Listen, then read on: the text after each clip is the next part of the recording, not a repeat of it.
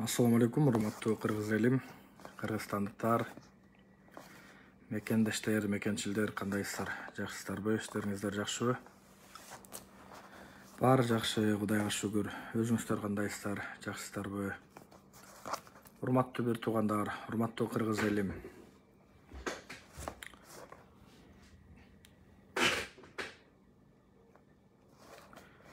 Бүгүн эфир кылабыз деп жана бир канча убакыт мурун сүйлөштүк эле. Эфирди баштайлы. Урматтуу кыргыз элим, кыргызстандыктар. Бүгүн 10-сентябрда эч кимге унчукпай, жарыялабай, мактанбай иштей турган адамдар жакшынакай эле акырындан иштеп атышат. Өзүңөр көрүп атасыңар.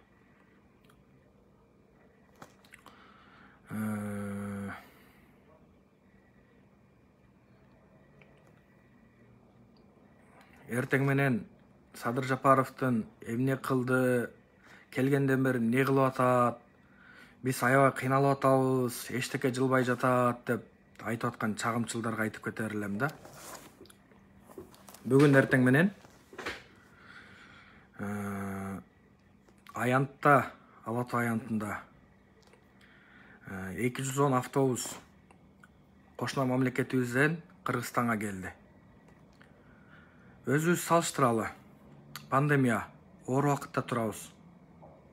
Садыр Жапаровдун кылган бир акыркы эле бир жумушу бул.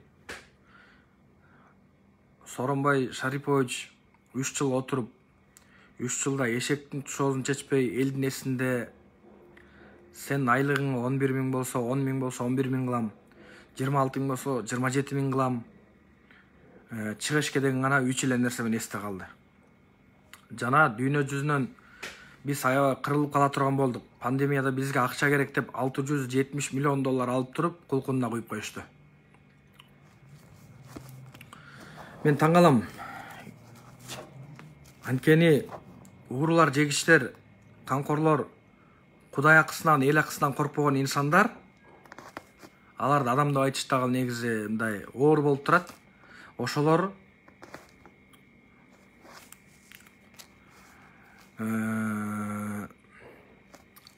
тамырлап кетиптир. Тамырын 30 жылдын ичинде жеткиликтүү жерге чейин жайыптыр да.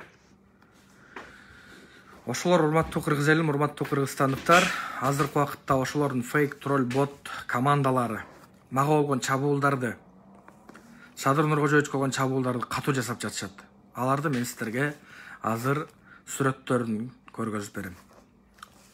Кече тилекке каршы бир кызды кармап койсо, аны келип алып кетсе, суракка чакырса, суракка алып келсе, Мадумаров жана Мадумаровдун айлана тегерегинде адамдар аябай ушундай өкүнүп атабыз, өкүнүү болду.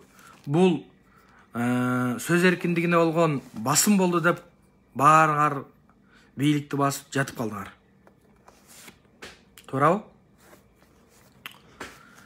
Уурулар, жегиштер да, айрыкча. Ушундай нерсе бар. Сенин атыңа арыз түшсө, кайрылуулар түшкөн болсо, укук коргоо органдары сени чакырып, чакыруу берип сени чакырышы мүмкүн. Же чакырууга келбесең, чет мамлекетке чыгып аткан жерден кармап барып, суракка алып келиши мүмкүн. Саясатчыларды эле чакырып, жана башкалардын баарын эле бул процесс жүрүп келген. Бул кичинекей эле процессти чоң кылып, шоу кылып, кыргыз элинин баардыгына даңазалап аткан кээ бир адамдарга таң калдым. Анан эшекти ажык алып барып келсең да эшек бойдон калат. Анан кече унчукпай отуруп мен жаздым. Сагызган баласын бүркүткө теңеби келечи депчи. Сагызган баласы баягыдай эле шакылдаган бойдон эле калат. Бүркүттүн баласын эч убакта сагызган кыла албайсың, сагызган баласын эч убакта бүркүт кыла албайсың. Ошосумал аябай курман жандаткасың, таттүбүүсүң деп биздин залкар, мыкты, баатыр энелерибиздин аттарын эскерип, ошол бир кызга алыңар жеттиби дегенде айланып тегеректе сөз айттыңар. ошол кызды колдонуп, ошол кызды курал катары бийликке тукуруп жаткан ким болгон? Ким эле? Ал Мадумаров болчу. Мадумаров ушунчалык адилеттүүлүктү, чындыкты сүйө турган болсо,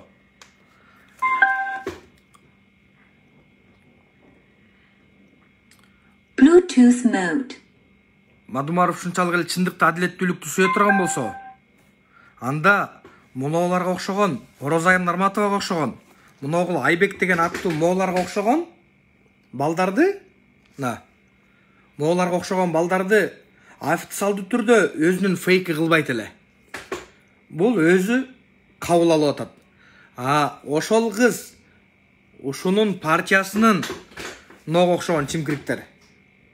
Ушунун партиясынын мүчөсү экенин карапайым калкка жарнамаласа деле белгилүү. Ошол убакытта Бекзат дагы жоопко тартылышы керек. Бекзат эмнеге тартылбайт? Орозайым Нарматованы эмне үчүн жоопко тартат деп аябай резонанс кылып жибердиңер. Орозайым Нарматова болгону саясатта саясий ар кимдин куралы. Принциби жок. Кече мекенчил эле.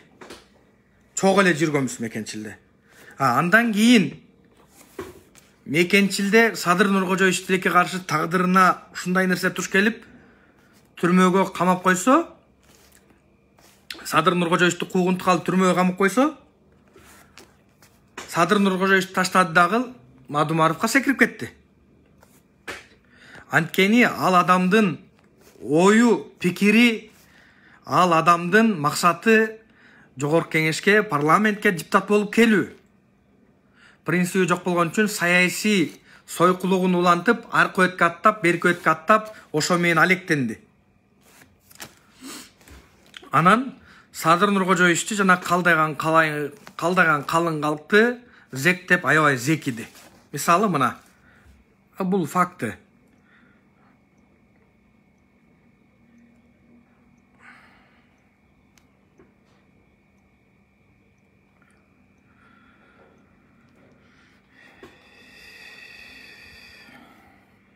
Урматтуу бир туугандар, урматтуу кыргыз элим, баардыгыңыздар бөлүшүп коңуздар.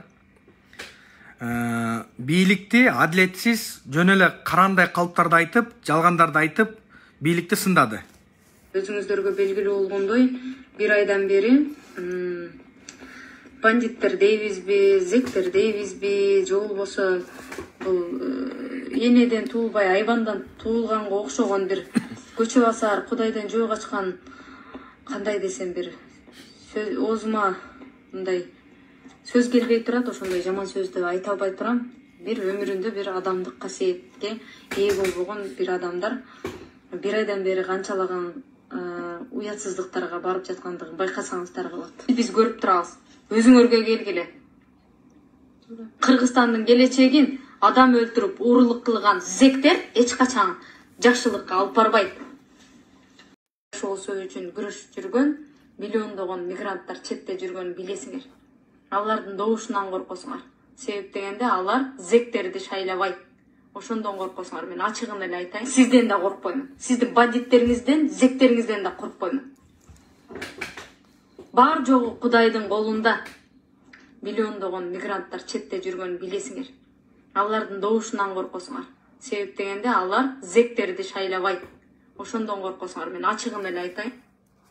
Эми мына ушинтип Садыр Жапаровду жөндөн жок эле адилетсиз сындап, адилетсиз каралоолорду жасап аткан кезде Мадумаров эмне үчүн Орозайым Нарматовага: "Эй, сен жаш кызсың, сен секелексиң, сен келечегиң бар, сен эртең жашоодо эртеңки келе турган келечегиңде бир эне боло турган адамсың" деп эмне үчүн токтоткон эмес. Кече камап койду, колун бурап, эшиктин аркасы менен алып чыгып кетпир деп ушинтип Мадумаров баягы эле маскасын кийип алып, байкуш болуп, тим эле мусапыр боло калды. ушундай болуп аткан кезде карапайым калкты булар сөгүп аткан кезде, мына монтип сөгүп аткан кезде эмне үчүн ушуларды тыйып койгонго булардын Мадумаровдун акылы келген жок? Же Мадумаров ушулар аркылуу ушундай иштерди жасоо менен алекпи? Мадумаровдун беделине булар тескерисинче беделине шек келтирип аткан жокпу?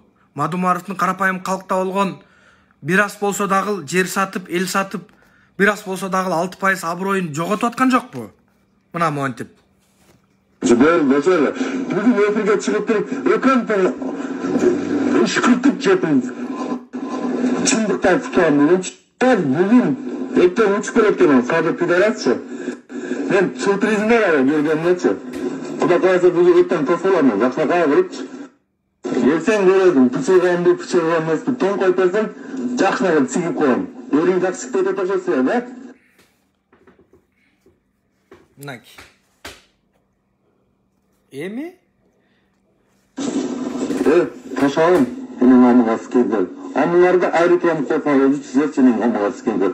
Гандонду, пидар, мазгини сикпей келе короче. Сабыр менен ташы пидара жерлерди саттырма. Ошол болду. Булардын көтүнө сигебиз көрөчү. Мыйзам менен көтүнө сигебиз буларды, жер саткан жучу. Дегеле бар көтүнө сигем менчи. Кандай болобу? Сабырын да көтүнө сигем, ташын да көтүнө сигем. Ошол сөздү кошуп сигем. Мен Адаканакан саткан жерим билбейм иштегени. Мына сабыр менен ташыны сатканын көрдүм. Бак көрө, таң койсоң, көрөсүң кимекенин. Таң койсоң, бир көтүнө сигип коймай ошондой мазгин сикпей келе койсоң, сабыр менен ташы көттө жерди сатышты короче. Болду, ошол. Бүгүн эфирге чыгып туруп, өкөнтө Жотомду башып айткан доненең намыга аскер. Sen öyle odası meneng namı askер, кандон. Sütürküňe koşağı meneng namı. Oşa kotağımda apаңдан аманат tıkkın, uktun mu? Детин отставкага, не нужно его правление. Бұл группа ыймандуу, таза адамдардын группасы. Кыргыздын келечеги менен силер ойнобогула. Силер ойнобогула кыргыздын келечеги менен. Чоңозуңду, блядь, сука, тварь конченая, вонючая псиная тварь. Ушинтип айтып аткан кезде, ушундай сөздөр жасап аткан кезде, анан Мадумаров ушул сен жакшы айттың, молодец, фейктикти жакшы аткардың деп монтип, мынаки элдин баарын сөгүп аткан уят сөз менен ушуларга ушинтип студентский билетин берип атат, корочкасын, мынаки. Көргүлө. Мадумаров ушунчалык акылдуу экенсиң, ушул чимкириктериңе, чимкириктериң баардыгын тыйып койбойт белең. Неге тыйган жоксуң? Карап туруп калп айтасың. Эки сөзүң баардыгы калп. Мен озундан Садыр Жапар зек деген туктумусун? Мен озундан Садыр Жапар зек деген туктумусун? Әлде дұрыс? Сөздерге белгилүү болгондой, бир айдан бери бандиттер дейбизби, зектер дейбизби, же болбосо энеден туулбай айбандан туулганга окшогон бир көчө басар Кудайдан жөө качкан кандай десемдир оозума мындай сөз келбей турат, ошондой жаман сөздү айта албай турам. Бир өмүрүндө бир адамдык касиетке ээ болбогон бир адамдар бир айдан бери канчалаган уятсыздыктарга барып жаткандыгын байкасаңыздар болот. Биз көрүп турабыз, көзүңүзгө келгиле. Кыргызстандын келечеги адам өлтүрүп урудук кылган сектер эч качан жакшылыкка алып барбайт. Сизди мындай моңузду айтып коелу, базар кылбайды да. Видео космаларыбызга бар, Бакиевди менен Шыймат менен алып келем. Жолбос бизден кайтпайт деген сөздөрүбүз бар. Кечирип коесуң, балам, кечирип коесуң. Кандай сөзүңдү эч качан уккан эмес, унутпайсың да. Атаев менен Бакиевди кошуп Кадыржан Батыровду кармайсыңбы? Мен Атаев менен Бакиевди кармабайм. Мен чоң Шыймат менен кайта Кыргызстанга алып келем болчу. Эми урматтуу кыргыз элим, ушул видеолордун баарын силерге көргөздүм. Эми ушуну чечмелеп бергенге колуман келишинче аракет кылайын. Ар кимиңиздер менин эфиримди бөлүшүп, комментарий калтырып, лайк басып туруңуздар. Колуман келишинче чындыкты айтып атам. Адахан Мадумаров, Элдин баарын ушинтип уят сөз менен күйөөңөр кандыра албаса келгиле, мен силерди кандыртып коеюн. Эркекминби, эркектик аспабым бар бекен, жок бекен, ошонун баарын силерге далилдейин деп кыргыз элинин ар бир кызын, ар бир эркегин сөккөн адамдарды, карапайым калктын баардыгын зектеген кезде эмне үчүн сиз ушу чыканактай кыздарды, чыканактай балдарды тыйып койгон эмес?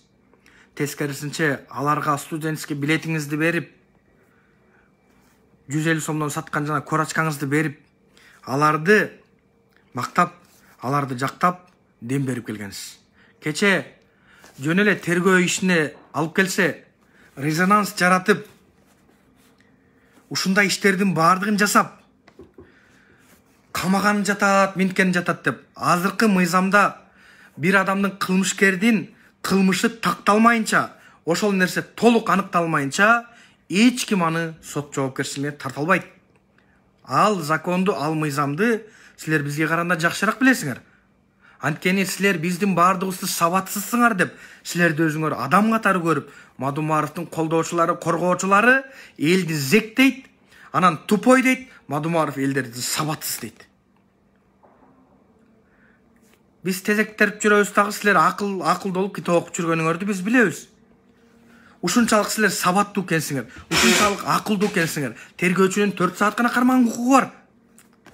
Ошол аянтка киргенден кийин 4 сааттан кийин, андан кийин 24 саат, 48 саат, 2 күн, андан кийин 2 ай, ушуга окшогон негизи беренелер бар. А ошолордун баарын билип туруп, эмне үчүн резонанс кылып элдин баарына тимеле жарыялап атасыңар? Же корктуңарбы? Анан ошол кезде Адахан Мадумаров, сизден эл тажап бүттү. Сизди көрөргө элдин көзү жок, чынын айткандачы. Бул жерде видеолорду азыр тастыктап жана далилдейт. Жана Орозайым эч ким эмес бул жерде, никто вообще. Неге деген кезде Мадумаров жана Текебаев жана баардык уурулардын баардыгы карапайым калк үчүн эч ким эмес. Жана булар тем более эч ким эмес. Булар болгону троллдор, фейктер, боттор командасы. Барыңарды айтайын. Фейктер, боттор, троллдор командасы. Кече мени Сооронбайчылар, Мадумаровчылар жана башкалар чоң казат деп жүрөт. Ошолор мени камалсын, Бекзат Тагыл жоопко тартылсын деп айтыптыр.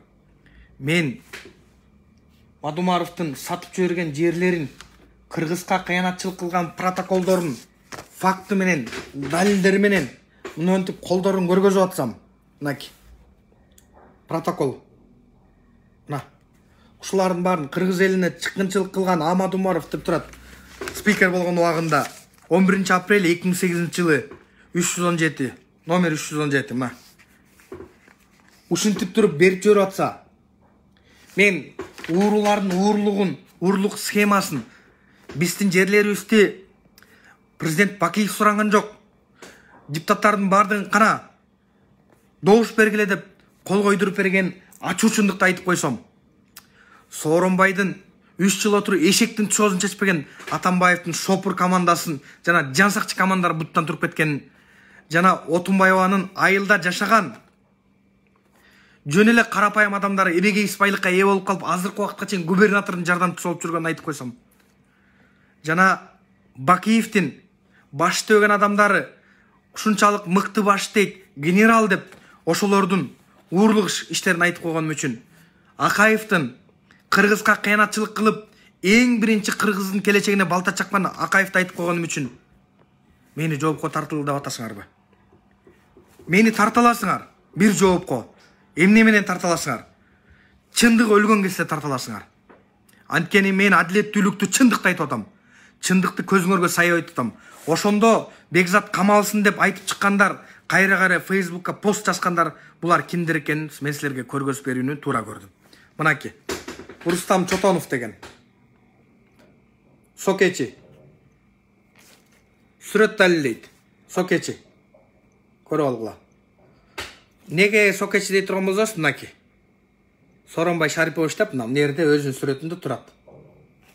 Жана номер 9 деп Сооронбайдын эмеси турат. Мого окшогон чанаштар, мого окшогон бок курсактар мына мени сындап атат, мени камал сындап атат. Мына өзү Москвада экен.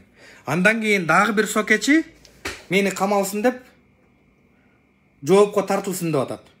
Мен бир президенттин аброюна шек келтирбесем, 6 миллион карапайым калктын аброюна шек келтирбесем, элди зексилер тупой сабат истебесем, мени эмнеге тартасыңар?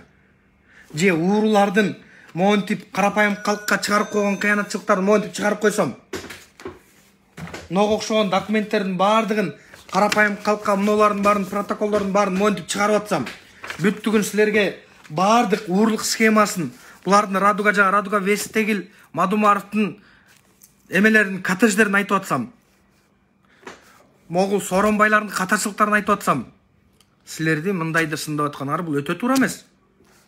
Силер анткени ичип аткан ашыңардан айрылып калган үчүн мага окшогон балдарды ушундай нерсе кылып атасыңар. Мынаки, көрүп алгыла. Эл бузарлар, элдин байлыгын тоногондор, карапайым калкты вообще эч ким көрбөгөндөр ушулар болуп эсептелет. Андан кийин көрүп алгыла. Муну көпчүлүк адамдар тааныйт. Мекенчилик партиясындагылар. Мени камалсын, мондай тигиндей деп ар кандай сөздөрдү жазып жүргөнүндө көрүп атам. Мынаки.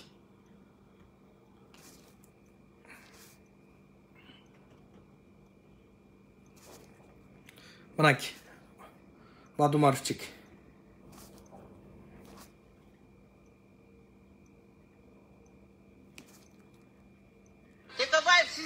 Анан мен ушуларга жооп берип кеттим, туура көрдүм. Мени камагыдай жок жерден карапайым калкты зектеп туруп, андан 5-6 адам менен туруп кечирим сурасын деген кезде 5-6 адам менен туруп өзүмө защита кылган жокмун. Элди эч убакытта мен зекиген жокмун жана элди сөккөн жокмун. Элден айланып кетсең артык 30 жыл карапайым калкка кыянатчылык кылып, жерлерибизди сатып келип, байлыгыбызды урдап, экологиялыкта, экономикалыкта кризиске алып келип, биздин мөңгүлөрүбүздү жана башкалардын баарын берип жиберген ушул акмактар болгон.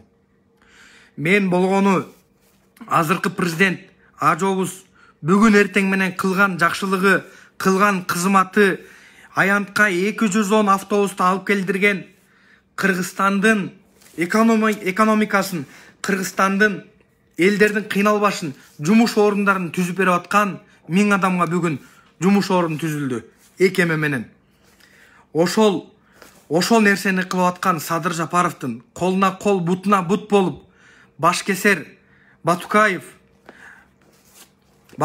чыгарып жибергендер, жана Кыргызга кыянатчылык кылып, уурлук кылып, жер пер саткандар акча сунуш кылган кезде мен аларга каршы чыгып, жок, мен кыргыз эл үчүн, жерим үчүн эч убакта акчага сатылбайм, мансапка сатылбайм деп кыргыз элиме чындыкты чыркыратып жеткирип атканым үчүн мага окшогон акмактар мени камалсын деп айтыптыр. Урматтуу кыргыз элим, мен мыйзам чегинде иш алып барып атсам, мына мыйзам чегинде иш алып барып атсам, мыйзамдын чегинде сүйлөп атсам, этика деген нерсени баардыгын өз ордуна коюп, сүйлөө этикасын өзү менен өзүн эметип атсам, эч кимди сөкпөсөм, бирөөнүн аброюна шек келтирбесем, мени эмне үчүн ушундай нерсе айтышат?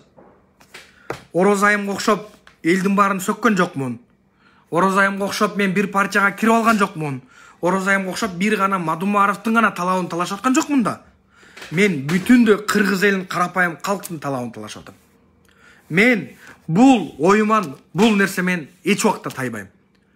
Учурунда, убагында менин атам дагы, бир туугандарым дагы арам бийликке каршы чыгып, биз оппозиция болуп келгенбиз. Эмне үчүн азыркы убакта позицияга өтүп калдым? Анткени Садыр Жапаров адал болуп, Садыр Жапаров элдин тандоосу, элдин каалоосу түрмөдө жаткан жеринен карапайым калкап келип 80% менен шайлап берген Садыр Нуркожоевичти колдойбуз жана коргойбуз көп убакыттан бери. Жана ал адамга ушундай кыйынчылык убакытта, ушундай оор убакытта сөз түрдө колдошубуз керек ар кимибиз. Жана эми Садыр Нуркожоевичтин баласын бир адам капыстан сүзүп алдыбы, же бир кандай бир нерсе болду, ошондо да ошол адамдын тагдыры бузулбасын деп, өзүнүн канынан жаралган адамга ырайым кылып, кечирим көргөзүп, кечирип койгон адам ушул Орозайымга окшогон бир кызга Садыр Нуркожоевич теңелмек беле? мында ойлонгулачы, логически ойлонгула. Анан мыйзам өлдү, анан сөз эркиндиги өлдү депсиңер. Садыр Нуркожоевичти колуңардан келишинче сөгүп атасыңар. Садыр Нуркожоевичти колуңардан келишинче деп атасыңар. Силерге эч ким эчтеке деген жок.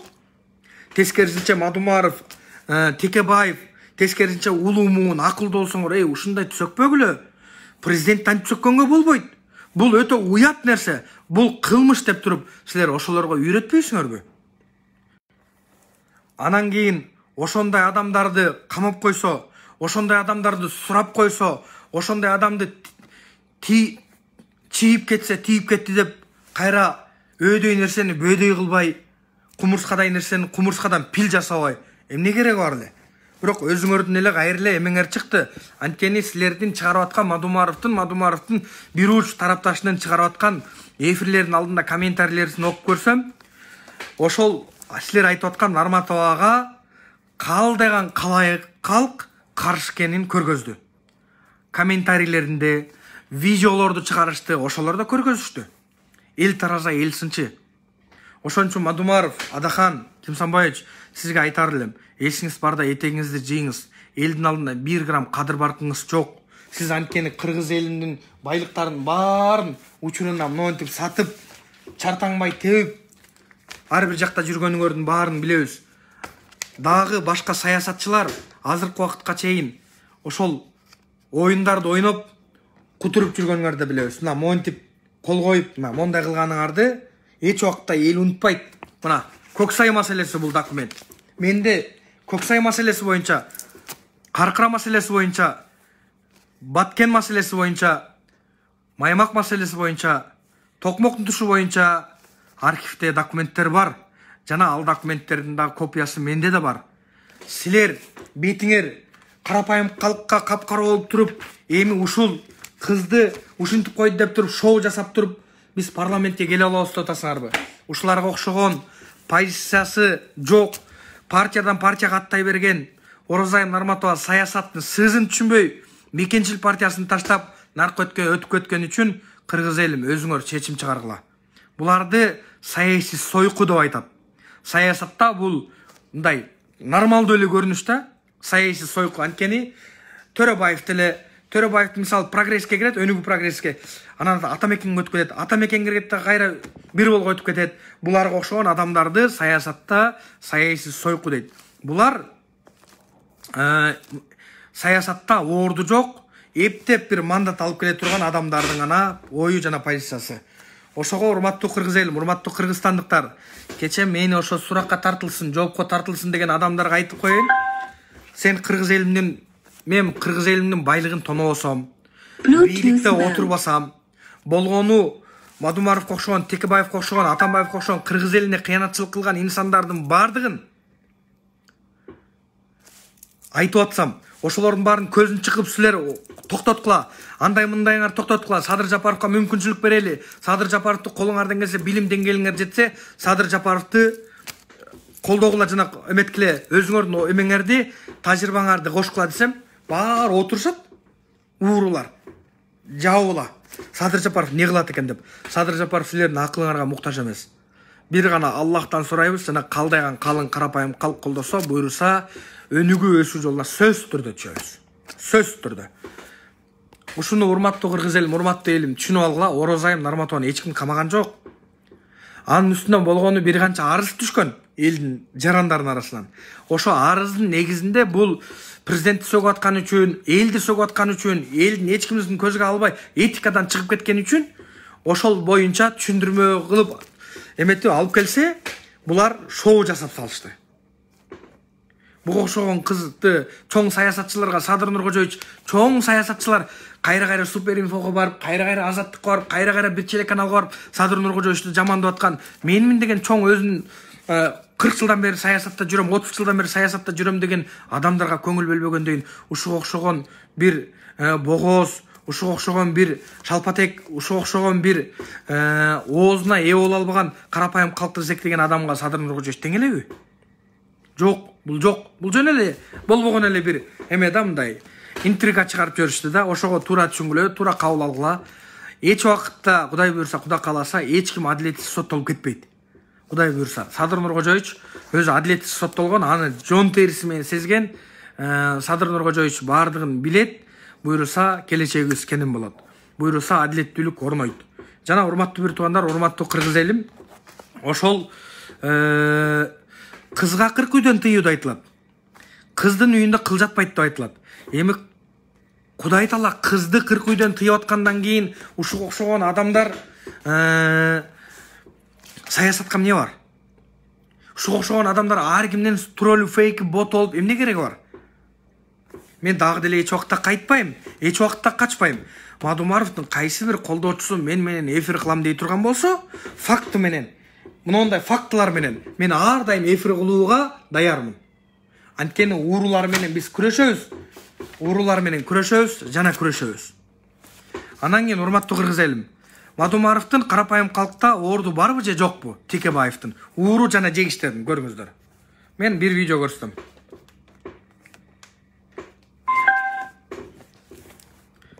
Сиздер бөлүшүп, комментарий калтырып, лайк басып турасыздар. Bluetooth mode. Текебаев, сиздин законуңуз менен Sizdin zakonunuz benim 30 yıl biz yaşadık. Tekabayev sizdin zakonunuz benim 30 yıl biz yaşadık. Emniyet fayda bizde alıp dediniz. Uyanınız Ömürbek Çirkeşoviç, Adakan Madumarov. Uyanınız siz. Kıyın ekensiz bunu ağzı deputat, prezidentlikte koydunuz. Geliniz bunu Calı başlarına. Gelip elinizde cevap veriniz kılgan işinizge. Sadırdı büyük Kırgız eli koldoydu. Gerek olsa çekteki elleri dağı koldoydu. Bu balanın ömürlük öbesini oturup eneler biz hayva iladık. Bu türmeden çıktı değil. Türmeden çıkkanda bu belgine oturgan adamdı kanday gana nesine alıp geldi. Kıldı oşonun bağırın çıdap gelgen bizim sadır balalığa iladık. Bu türmeden çıktı değil. Türmeden çıkkanda bu belgine oturgan adamdı kanday gana nesine alıp geldi. Al balanını adamdın moynun kesti. Kolun kesti. Kılmagan nerselerdi kıldı. Oşonun bağırın çıdap gelgen bizim sadır balağız. Садыр Жапаровка кандай жала жабылса дагы эл колдойт. Ага буттоосу болсо эл дагы көтөрүлөт деген пикирлер да жок эмес. Чубагажы, Мотуев, Сотуев дагы башка ошол радикалдар тууралуу мыйзам талкуулангандан кийин кеңири айтам. Азыр бирок маселеңерди башка бурун келет да. Аларга кол берип салам бербеймин. Алардын жаназасына турбаймын. Жана менин жаназама келип катыша турган болуп калышса, аларды катыштырууну мураскерлериме осуяттаймын. Булар катыша турган шайлоолордо буларга добуш бербеймин. Менин уга турган бир туугандарыма дагы ушул осуяттарды багыштаймын.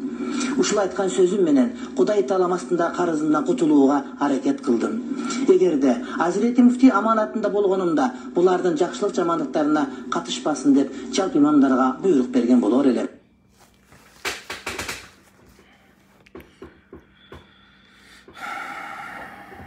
Bir nerseni koyup koyun.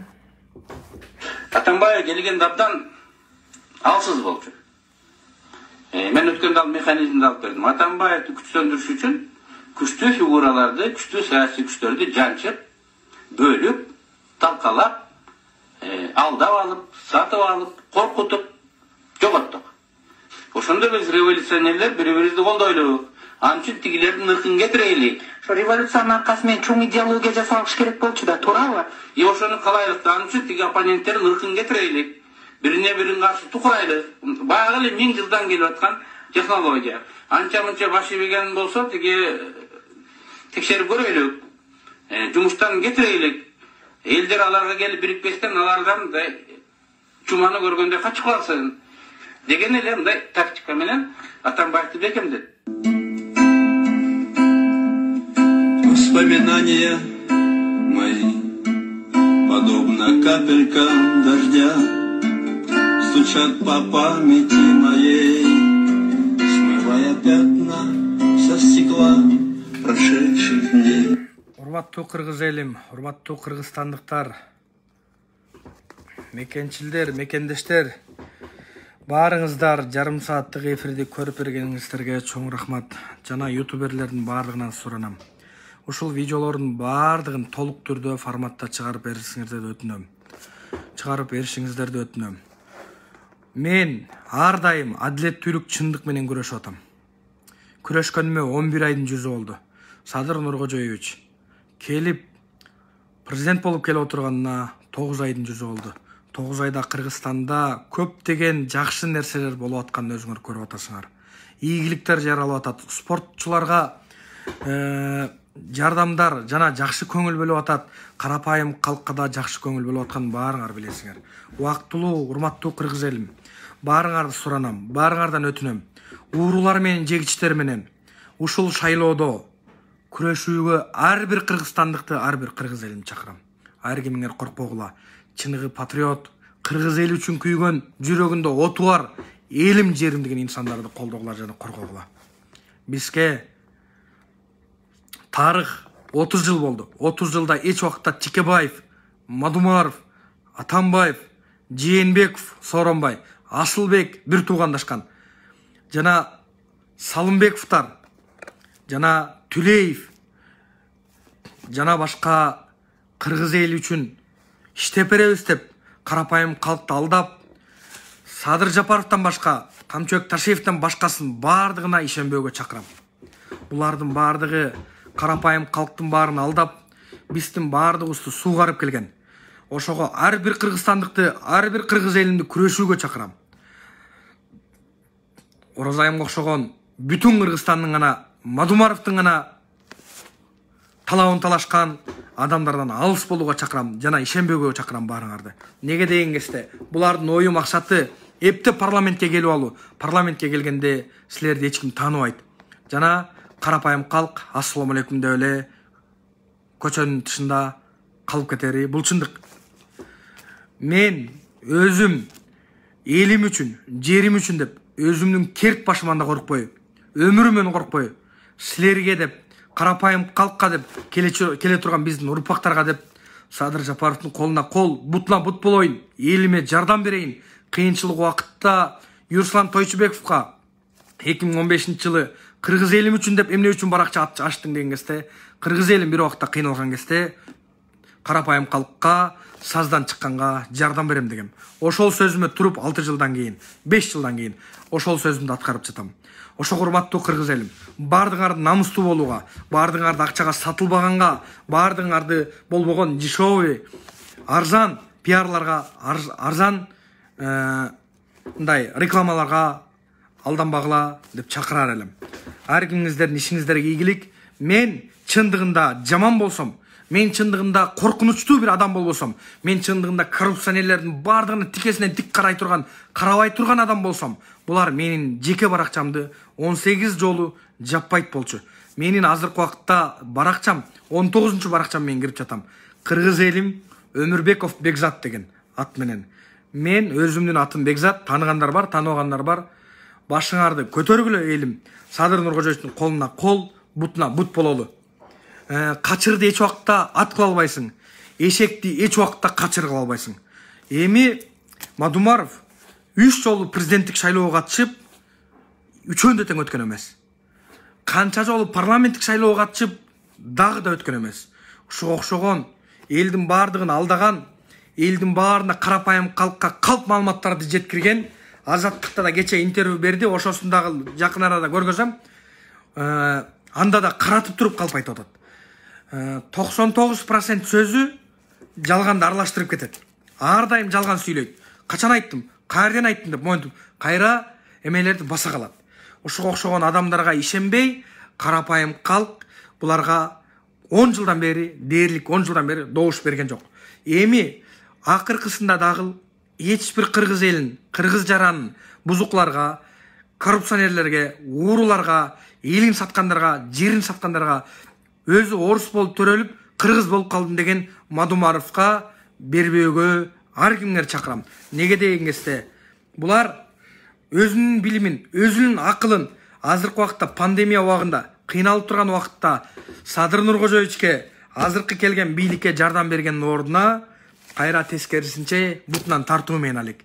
Ошого ушуга окшогон ичинде ит өлгөн арамдарга, арамзаларга, аферисттерге, шакалдарга, креслокорлорго, жегичтерге, жер саткычтарга өзү кыргыз болуш үчүн орус болуш керек, андан кийин кыргыз болосуң деп айткан адамдарга Алжан акам айтты деп алдап койгон, андан кийин бияка келип туруп Чыңгыз Айтматов айтты деп КТРКда карап туруп калп айтып койгон адамдарга ишенбөөгө чакырам. Садыр Нуркожоевичти колдойлу жана коргойлу, элибиздин келечеги буюрса кенен болот. Садыр Нуркожоевич өз келген убактысында, өз келген мөөнөтүндө элибизге буйруса чоң кызматтарды кылат деген чоң үмүттөр бар.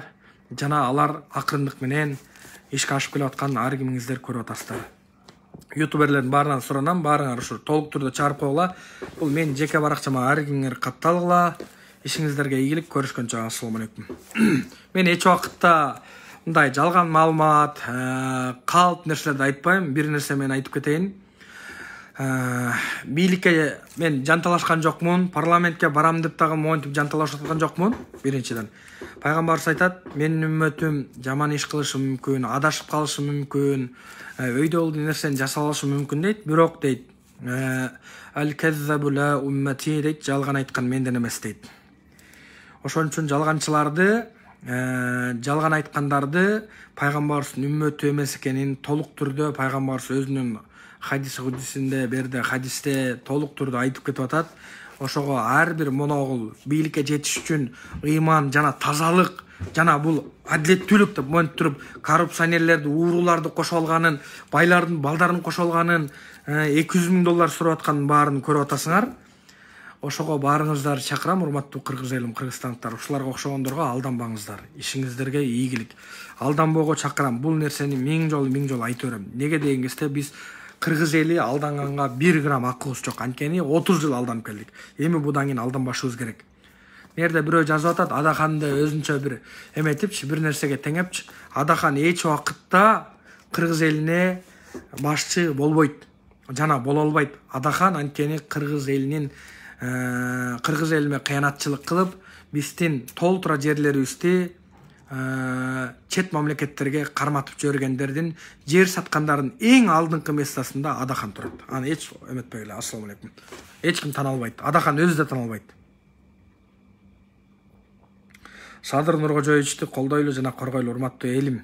Бул 30 жылда бир келген, өнүгүү өсүү жолуна кете турган бир гана жол.